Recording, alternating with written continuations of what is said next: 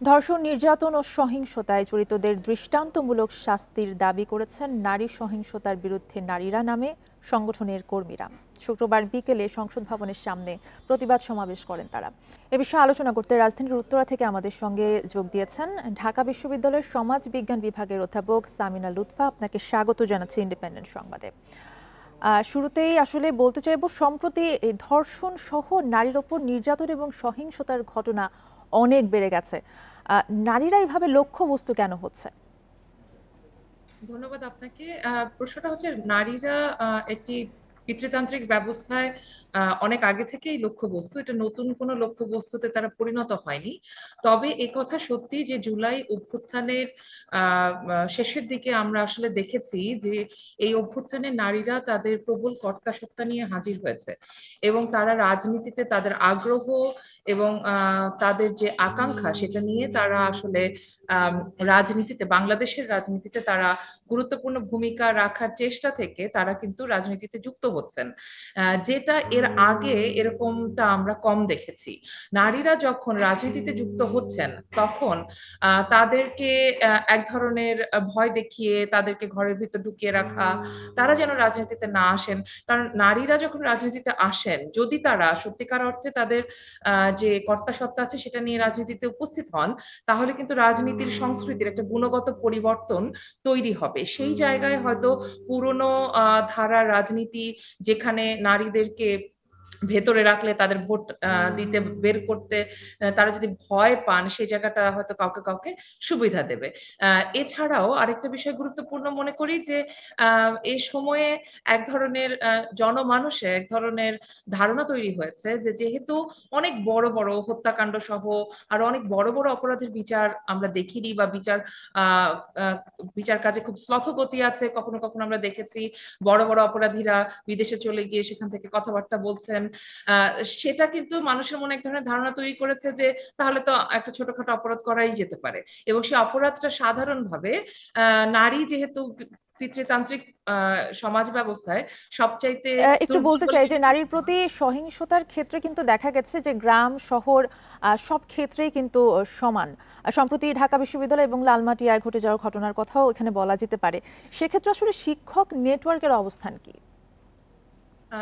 ধন্যবাদ আপনাকে। শিক্ষক নেটওয়ার্ক গত পরশু একটি বিবৃতি দিয়েছে। ঢাকা বিশ্ববিদ্যালয়ের ঘটনাটি ঘটবার আগে, মানে আমরা তখন তো এরকম আশঙ্কাও করিনি, ঘটবার আগেই আমরা বিবৃতিটি দিয়েছিলাম। চট্টগ্রাম বিশ্ববিদ্যালয়ের 9 জন নারী শিক্ষার্থীকে হেনস্থা, তাদের বিরুদ্ধে ভয়াবহ সাইবার বুলিং করার পরে তাদেরকে আমরা দেখেছি বহিষ্কার হতে, এবং এছাড়া অন্যান্য ক্যাম্পাসে জনপরিসরে নারীদের চলাফেরা সংকুচিত করবার, নিয়ন্ত্রণ করবার এক ধরনের চেষ্টার কথা আমরা আমাদের অন্যান্য বিশ্ববিদ্যালয়ের শিক্ষকদের মারফত জানতে পেরেছি। সেই জায়গাটাকে সামনে রেখে আমরা অবস্থান নিচ্ছি যে যেন কোনোভাবেই এই ক্যাম্পাসগুলো ছিল জুলাই অভ্যুত্থানের মূল কেন্দ্র, আর ক্যাম্পাসগুলোতেই জুলাই অভ্যুত্থানে অংশগ্রহণকারী নারীদেরকেই সবচাইতে বেশি নিয়ন্ত্রণের শিকার হতে হচ্ছে, যেটা আমরা মনে করি যে নারীর রাজনীতিতে আসার পথের একটা গুরুত্বপূর্ণ বাধা। এই বাধাকে যেন আমরা অতিক্রম করতে পারি, সে কারণে আমরা সরকারকে বলেছি এই সমস্ত ক্ষেত্রে আমরা দাবি জানিয়েছি প্রতিটি ঘটনার সুষ্ঠু তদন্ত, বিচার এবং নারীদের নিরাপত্তা নিশ্চিত করবার জন্য দেশের সার্বিক নিরাপত্তা ব্যবস্থাকে ঠিক করবার দাবি জানিয়েছি আমরা। এবং আপনারা জেনে আপনাদেরকে জানিয়ে দিতে চাই আপনাদের মাধ্যমে, আগামী 9 তারিখ মানে আমরা কিন্তু রবিবার। যেমনটি দেখেছি যে নারীর প্রতি সহিংসতা বেড়ে যাওয়ার ঘটনায় উদ্বেগ এবং শঙ্কা প্রকাশ করেছেন বিএনপি মহাসচিব মির্জা ফখরুল ইসলাম আলমগীর, কিন্তু রাজনৈতিক দলগুলো কিন্তু এক্ষেত্রে একেবারেই নিশ্চুপ। এই বিষয়টা কিভাবে দেখছেন? না, বিএনপি তো দেখলাম যে এক ধরনের বক্তব্য রেখেছেন, বাদ বাকিদের কাছ থেকে আমরা তেমন কোনো সাড়া পাইনি। এমনকি আমি খুবই দুঃখের সাথে বলতে বাধ্য হচ্ছি, আগামীকাল আন্তর্জাতিক নারী দিবস, বাংলাদেশ নিশ্চয়ই মহাসমারোহে সেই দিবসটি পালনও করছে, কিন্তু আমি অবাক হয়েছি এটা দেখে যে নারী এবং শিশু বিষয়ক মন্ত্রণালয় সহ আমাদের ক্যাবিনেটে যে 4 জন নারী উপদেষ্টা রয়েছেন তাদের কাছ থেকেও আমরা তেমন কিছু কোনো ধরনের প্রতিক্রিয়া কিংবা তাদের কোনো একটা ইতিবাচক প্রতিক্রিয়া আমরা দেখিনি। এবং নারীর উপরে যে এই একাধিক মানে একটা লম্বা সময় ধরে ভয়াবহ এক ধরনের চাপ, এক ধরনের ভয় দেখানোর পরিবেশ তৈরি করা হচ্ছে, সেখানে তারা কোনো ইতিবাচক ভূমিকা রাখতে ব্যর্থ হয়েছেন। এটা সবচাইতে দুঃখজনক ব্যর্থতাগুলোর মধ্যে একটি। তাদের অনেকগুলো জায়গায় অনেক সমস্যা রয়েছে, তার মধ্যে এই সমস্যাটির কথা, বিশেষ করে যেহেতু আগামীকাল আন্তর্জাতিক নারী দিবস, এই কথাটি বলতেই হচ্ছে। এবং সবশেষ আসলে আপনার কাছে জানতে চাইবো যে মাগুরার যে ঘটে যাওয়া ঘটনা, মাগুরার নৃশংস ঘটনা ঘটেছে, আর সমাজ বিজ্ঞান বিভাগের শিক্ষক হিসেবে এই বিষয়টি আপনি কিভাবে বিশ্লেষণ করবেন? মানে আমাদের দেশে ধর্ষণের ঘটনা নতুন নয়, কিন্তু এবং শিশুদের উপর এই ধর্ষণের ঘটনাও নতুন নয়। আমরা বুঝতে পারি যে এই ঘটনাগুলি তখনই ঘটে যখন, এটা কিন্তু যৌন কামনা থেকে, যৌন উত্তেজনা থেকে ঘটে না। এটা সাধারণত এক ধরনের ক্ষমতা প্রকাশের চর্চা, এবং এই ক্ষমতা যেহেতু নারী এবং শিশুরা ক্ষমতাগত দিক থেকে সবচাইতে প্রান্তিক থাকেন এই সমাজে, তাদের উপরই এই ধরনের আক্রমণগুলো করা হয়।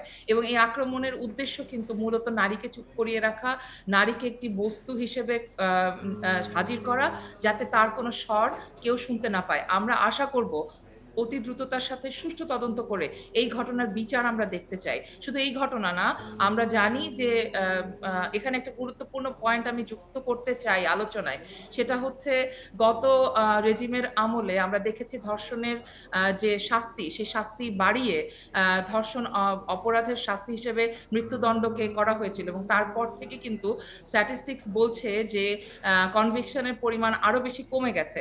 তার মানে শক্ত শাস্তি রাখলেই যে আসলে ভালোভাবে আপনি বিচার প্রক্রিয়াটি সম্পন্ন করতে পারবেন, বা মানে যা ভিকটিমরা তার ন্যায্য বিচার পাবে, সে বিষয়ে কিন্তু কোনো মানে আমরা কোনো জি, আসলে শাস্তি দেয়া হলেও, সর্বোচ্চ শাস্তি মৃত্যুদণ্ড দেয়া হলেও সেটা আসলে যথাযথভাবে পালন করা হয়নি, সেটা আমরা আসলে জি হচ্ছে না। দেখেছি। জি এটা আসলে এক ধরনের ভুল জায়গা ছিল। জি, আমাদের সময় স্বল্পতা আছে। আপনাকে অসংখ্য ধন্যবাদ আমাদের সাথে যুক্ত হবার জন্য।